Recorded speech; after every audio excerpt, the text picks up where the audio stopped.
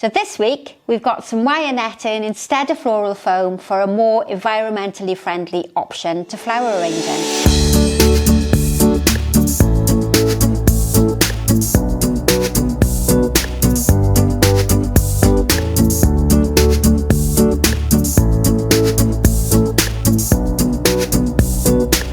Welcome back, it's lovely to see you again. My name is Sharon and today I'm going to talk you through a floral design that isn't using any type of floral foam. So it's a much more environmentally friendly option, far better for the environment. I've used wire netting before and this time I've used it in a long and low plastic container. So the container can be reused as many times as you want it to be, and once the chicken wire is cleaned, that can be used time and time again. And what I've done this time is I've used some ordinary string. This is biodegradable, so again, much better for the environment than a single-use plastic. And I've tied my wire netting securely into the container. And this is a fantastic way of making funeral sprays for the top of the coffin, table arrangements, or today I'm going to do a design that's going to cascade forward, so something that would be brilliant on the front of a top table. But this method is ideal also for the centre of a table if you want to do long runners for a wedding or a christening or a function of some event. Quite simple.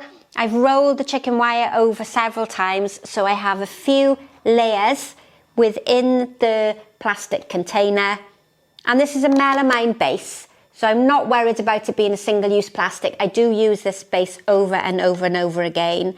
But it means that the chicken wire has given me several layers of support. So when I insert the stems, they're not going to move, well, they will move about a little bit, but they will be secure because they will have several layers of the wire netting to hold the stems into place.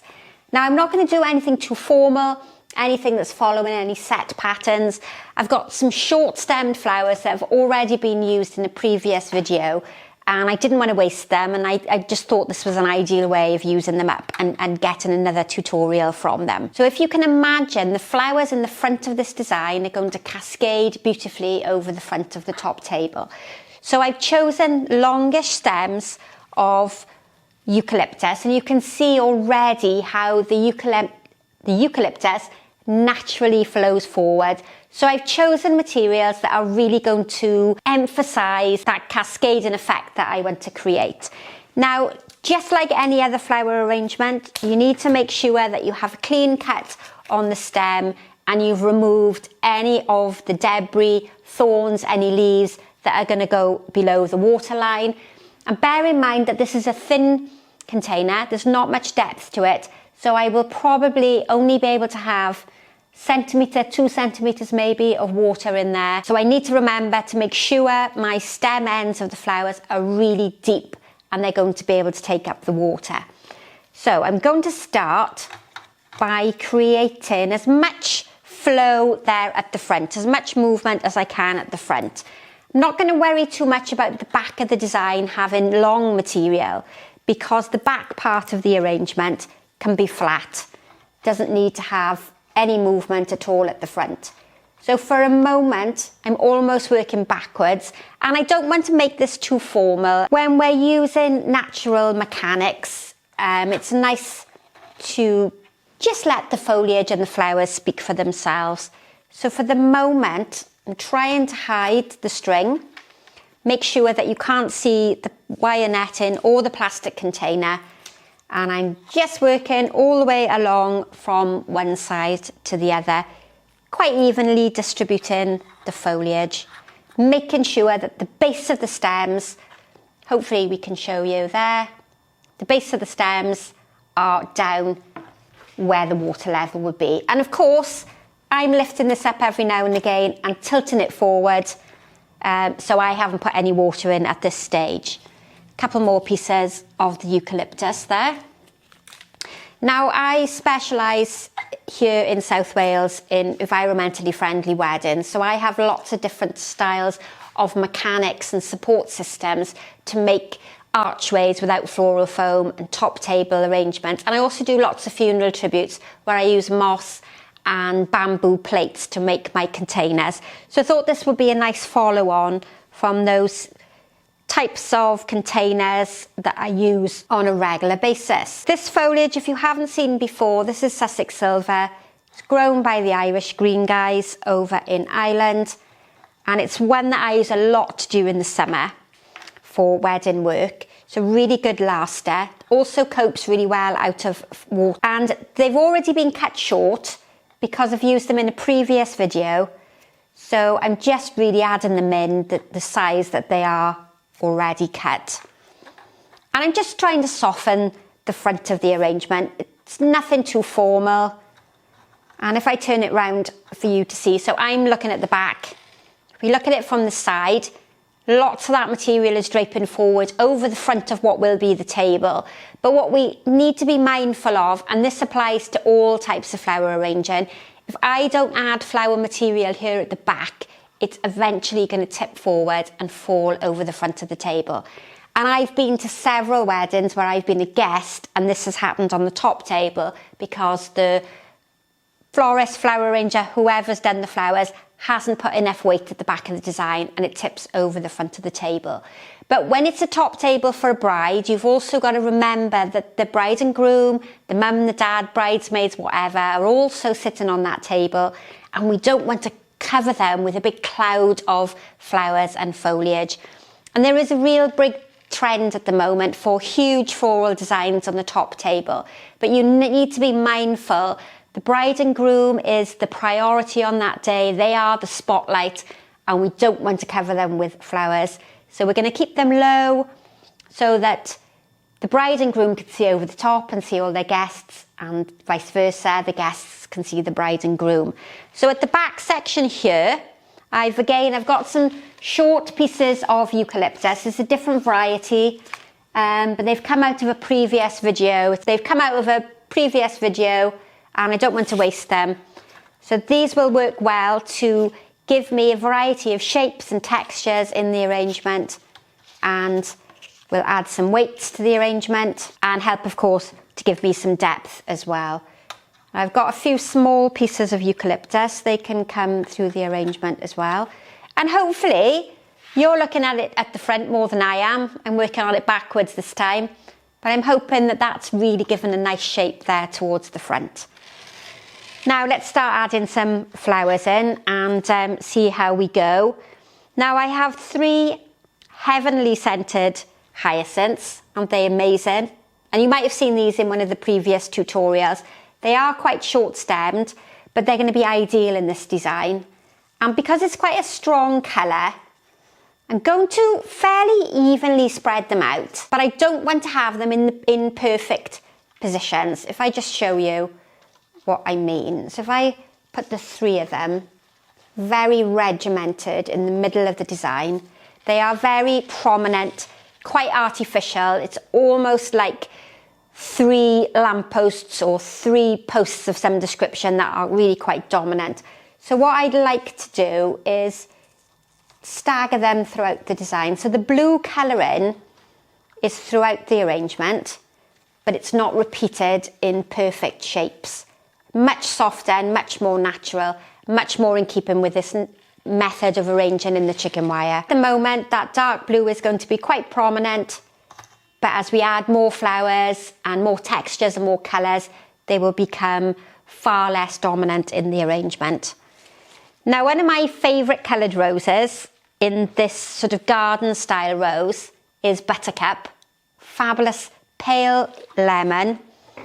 It opens up with that wonderful garden rose style in the bottom, that multi-headed flower.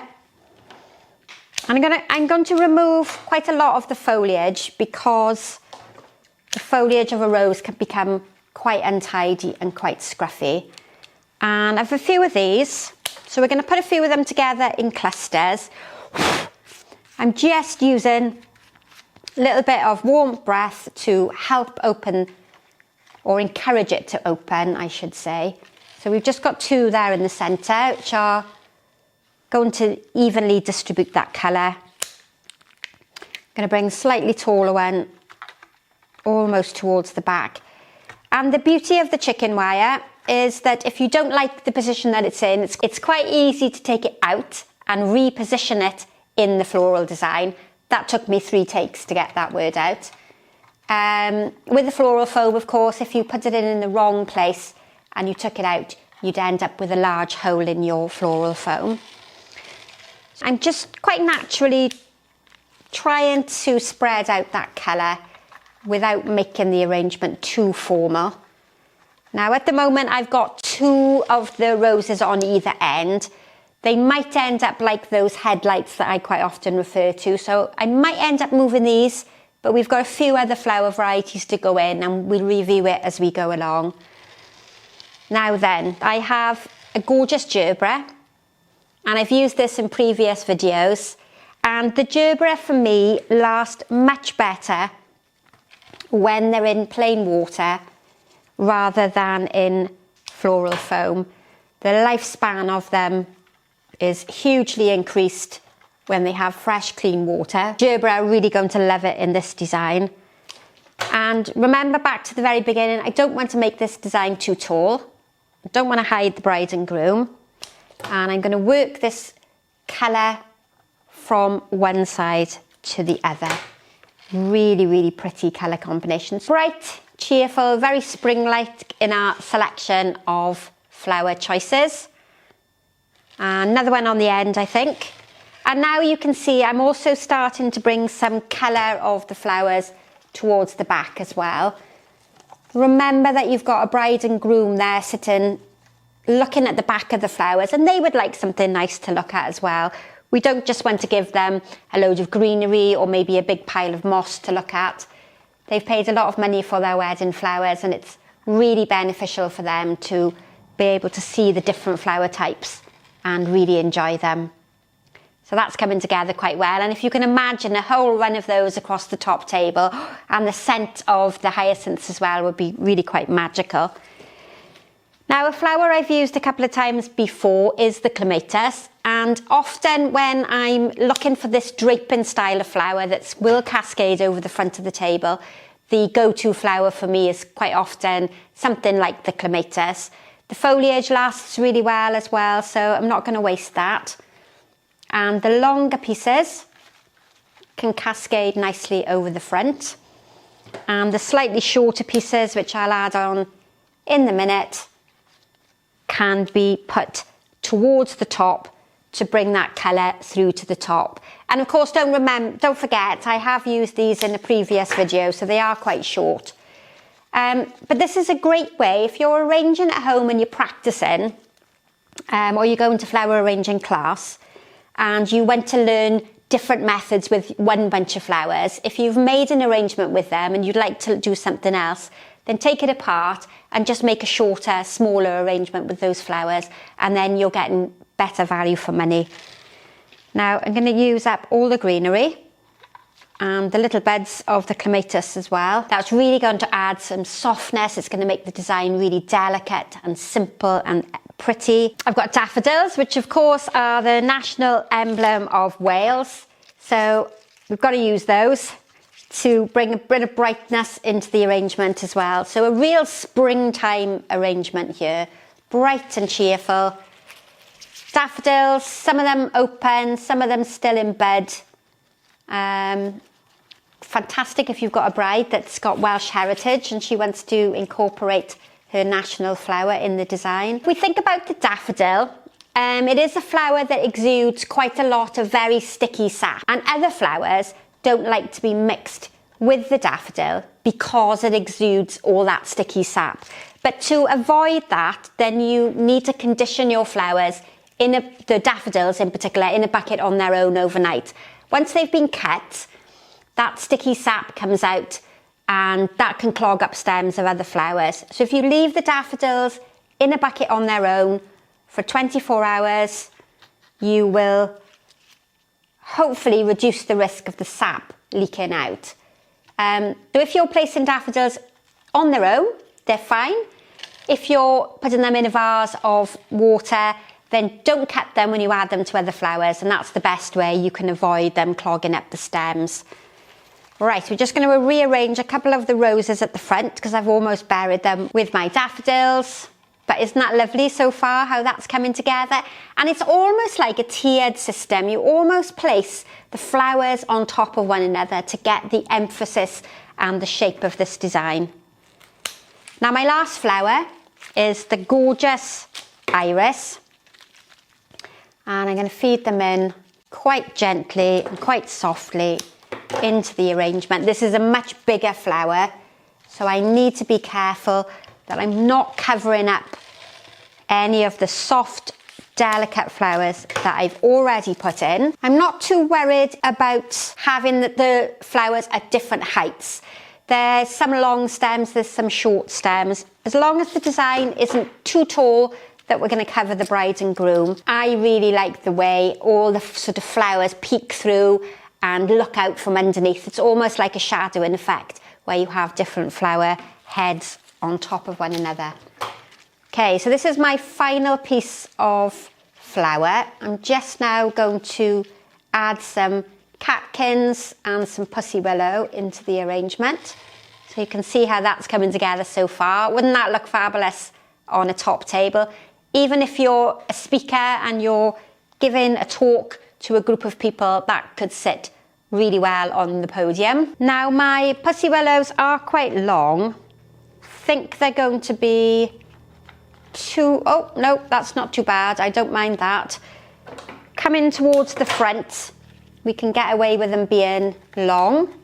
And what I don't want to do is have them too tall on the top section, because we're of course going to hide the bride and groom.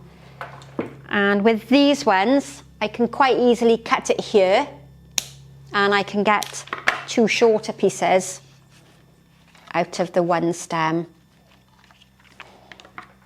And the benefit, of course, of this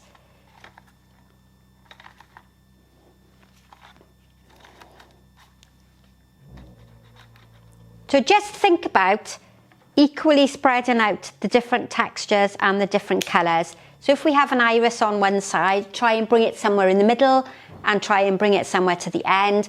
But don't position them so they're all almost perfect and they're almost in a very formal line. Go with that quite relaxed, staggered positioning of them. Right, my final little flower is the catkin, and real springtime flower. This can drape forward or it could be in the top section of the arrangement, and those little catkins draping really wonderfully down over the front. This is just a short piece, so this can come in towards the back. Just two more. Or I might even keep those on one stem. That's going to work quite nicely towards the front, draping forward. And then it's just a case of filling in the gaps at the back so that my chicken wire is completely hidden, and that design is done. So it's a great way, if you haven't learnt formal flower arranging and you haven't learnt the basic sort of rules, this is a really good way of starting arranging. So just think about equally spreading out the different textures and the different colours. So if we have an iris on one side, try and bring it somewhere in the middle and try and bring it somewhere to the end. But don't position them so they're all almost perfect and they're almost in a very formal line.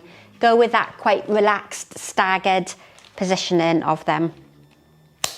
Right, my final little flower is the catkin, and real springtime flower. This can drape forward or it could be in the top section of the arrangement, and those little catkins draping really wonderfully down over the front. This is just a short piece, so this can come in towards the back. Just two more. Or I might even keep those on one stem. That's going to work quite nicely towards the front, draping forward. And then it's just a case of filling in the gaps at the back so that my chicken wire is completely hidden, and that design is done. So it's a great way, if you haven't learnt formal flower arranging and you haven't learnt the basic sort of rules, this is a really good way of starting arranging. You could just use some household containers, maybe a lasagna dish or a casserole bowl, anything that's deep enough so that you can fill it with water, and you can start off with some simple wire mesh that you can get from a hardware store or one of the big department stores. I've tried to include a few designs in the tutorials where we're not using any floral foam, because I know it's a very contentious subject at the moment. But I know from feedback that I get that lots of you can't get hold of any more sustainable options. So if these videos are something that you'd like to see more of, if you'd like me to use more of the chicken wire in larger designs or explain to you how you can use it in different types of flower arranging, then of course let me know in the comment box below. So thanks for watching. Don't forget to subscribe to the channel if you're enjoying. Tell all your friends. Hit that bell to be notified every time I upload a tutorial. And I really do love to hear some feedback from you. Some comments, any questions that you might have. Let me know and I'll do my best to answer. And I look forward to seeing you all again very soon. So bye for now.